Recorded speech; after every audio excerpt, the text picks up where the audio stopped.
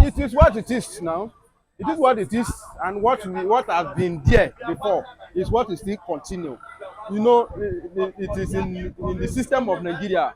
We are very selfish, and part of selfishness, I want to attribute it to a little bit of being wicked.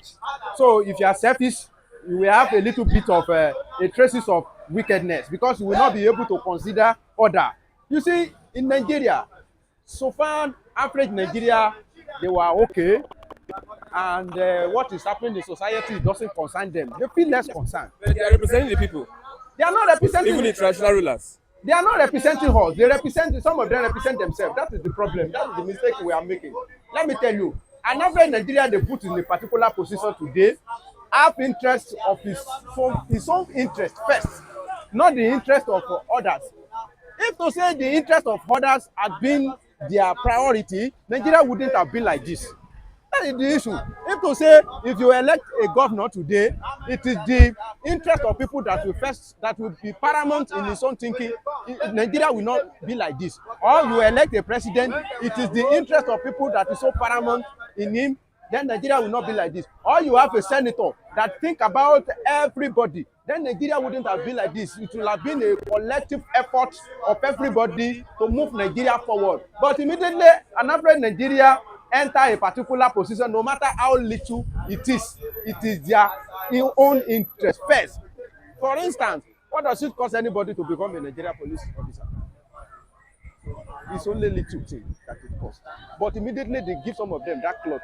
It is their selfish interest. It is their interest. How they will fill the land, how they will pay their house rent, how they will build a multiple house. If you see the way Nigeria think, you will be surprised. Some of them will have like 20 houses.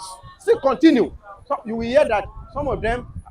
We remember the story of this man now, Tafa Balogun, when his own case was casted. I mean, this man, almost every 36 states that we have in Nigeria, he have houses there.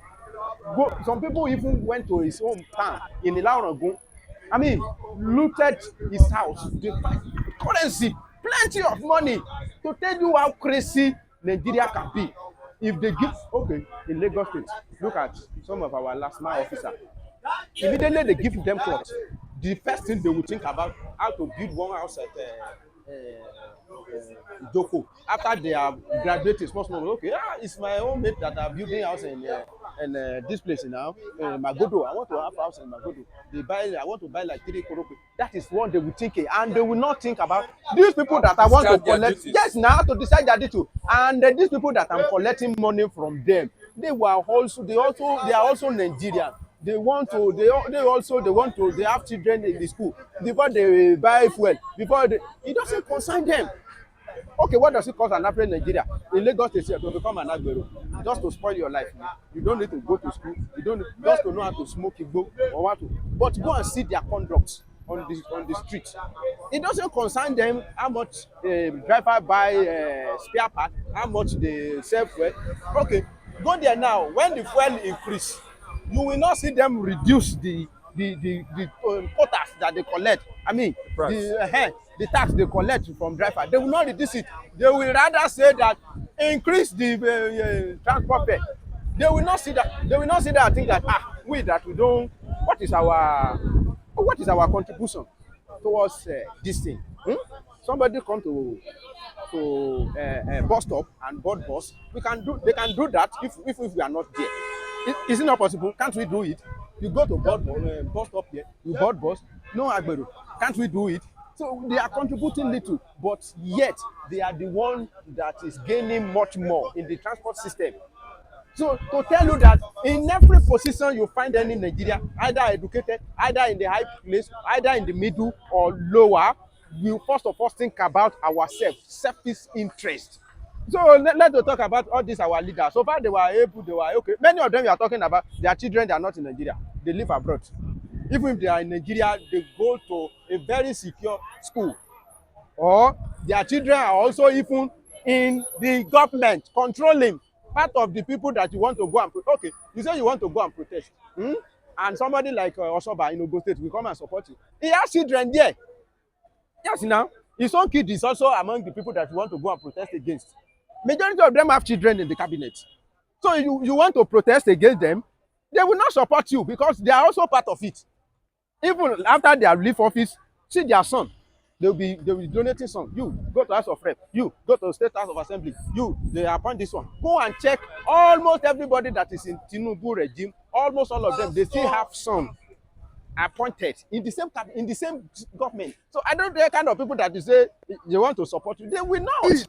They will not. It doesn't concern them. It doesn't concern them. People against their leaders now. Eh? It is the people against the elected Yes, so leaders. elected leader. And all these people that you think they are not even in the post, they also have interest there. They have interest.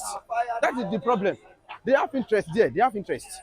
So if you are protesting, you are just they will be looking. They will just hold their hand. What kind of protest do you think would hold these people to ransom? I've said it. A kind of protest that people will be strategic and be specific. Aboki occupy Abuja. Yoruba, Adoma Igbo, forget about sentiment. Occupy MM2. They want to travel, no chance. Go to Tinker Island. Any Lagos, any federal parasite, something you know, occupy the place. Let the labor and the youth join together. That day, no work, strike everywhere. Bam. Don't close our greedy.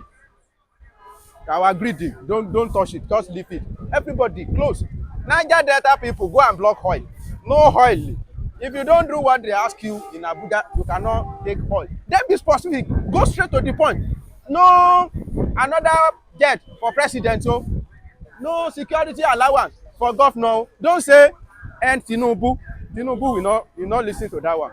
You cannot end Tinubu, but you can force Tinubu to do what you want. And bad government. Go straight to the point. Tell them what you want. Simple. And nothing more. Yeah, because Shore has come with some of the demands. Scrap the constitution. Don't mind Sowore. Don't mind Sowore. It's just plain. I saw the 14 blah blah blah blah. The 14 episode. The 14 episode is writing. There's nothing. You see, what he's asking for is not something that it can be done hurriedly. They are asking for a referendum, a constitutional review. And scrapping the Senate. And scrapping the Senate. It's not something that can be done in a hurried way, a hurried manner like that. Because to do something like that, you have to pass through some process. And what if you announce protesting and you announce say, okay, you are protesting, no? Are you going to be there until they pass that thing? Is it going to be passed hurriedly? Even if you do it hurriedly, the implementation, it may not be as palatable as you want. So some of the things that you write unrealistic. They are unrealistic. They are unrealistic. Very, very unrealistic. You take it too far. There's a certain governor in the southeast that says Igbo youths are satisfied with Tinubu's government, that they are not going to protest. Let's get your reaction. Yes. Igbo people will be Igbo youths are satisfied with Tinubu's government. Yes. They may be satisfied. Somebody said that Igbo, before Igbo, they don't rely on government. Do people do they rely on government? No. Go to all these our federal parasasta. You will see low percentage of Igbo boys there. An average Igbo boys, if not maybe some of them that are intelligent, they graduate, they become a doctor or they become a lawyer. Apart from that one, all this, I want to go and read the business study. If you see somebody reading business study, you say Yoruba. Yes, now, you know, business admin, public relation, marketing. It's someone Yoruba that you read that one. Igbo don't have time to go and study business study. Somebody that they born with business. What are you going to study in business study? Is it to buy ugu and sell it? Buy ugu at Matogba and come and sell it in Nogba. What are you going to study about that one? So it's from Yoruba that you see them reading some irrelevant courses. Courses that they cannot. No, don't call it irrelevant. It's not now in Nigeria now. It's not relevant. It's not relevant. Even the relevant course has made irrelevant. The relevant course has made irrelevant. Let alone all these irrelevant course. So it's just that Nigeria, the government is not creating employment for this. Now that's what make it irrelevant. Now that's what make it irrelevant. So, Igbo, they don't rely on government. See shops, see them here. You embezzle money, you come and spend your money here. That's where you spend your money now. It's Igbo. If you want to cut from this place to all these shops you see there, 80% of them belong to Omo Igbo. You see Tinker and land you want to talk about. So they don't care about your government. Whether your government do good though, or your government don't do good though, they don't. I mean, what is the percentage of ministerial posts they have in Tinubu administration? Very few. And you cannot say their governors will not, their governor is there, their senator is there. So what concern them? If you like, do mercy now. Okay, you want to buy Gary? Even now, even they sell Gary for Lagos now. So if government increase that, They increase their own now. You want buy shoe? Omo Igbos they sell shoe. You want buy shoe? You don't get money with that now. So Omo Igbo they don't have point to protest. so does that mean that they should not join Nigeria? They should not. They should not. Why? Because you see, there's one thing I want to talk about. That Yoruba they should choose their enemy and choose their friends with eyes open.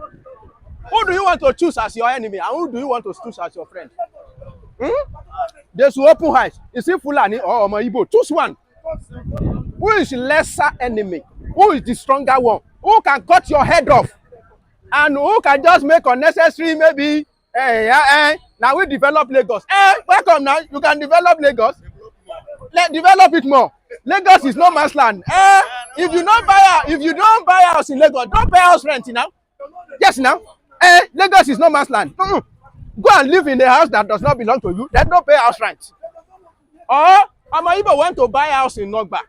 Baale will collect his own quota. And have you ever hear Omo Igbo become a Baale in Lagos State? It's not possible. So all what they are saying is not physical. You cannot see it.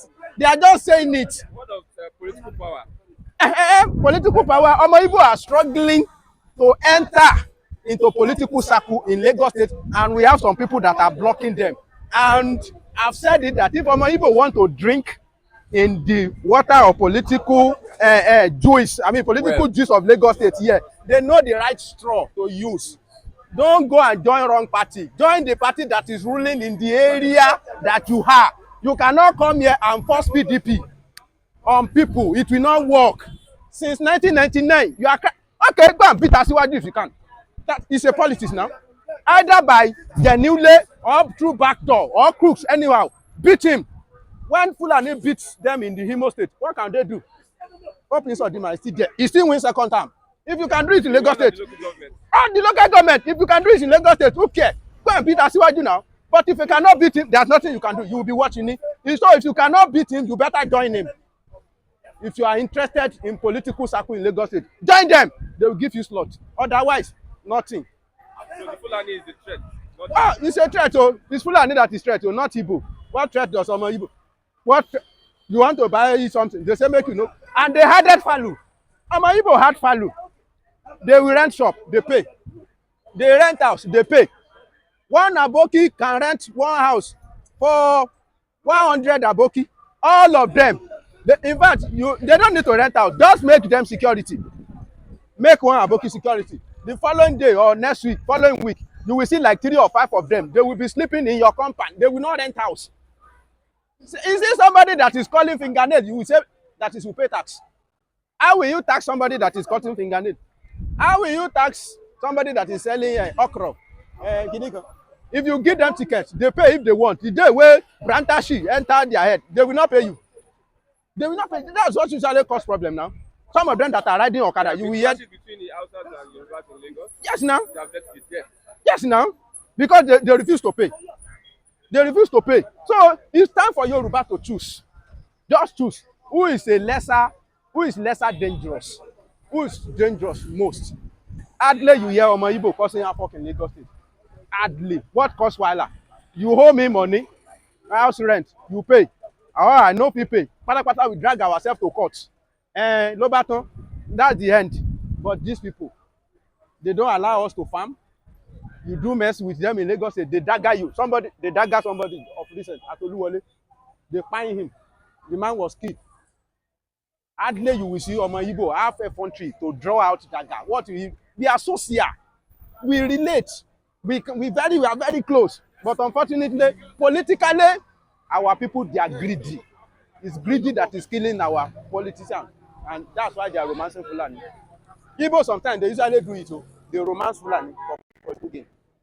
These people. Very, very unfortunate. Okay, thank you very much. You are welcome. You are welcome.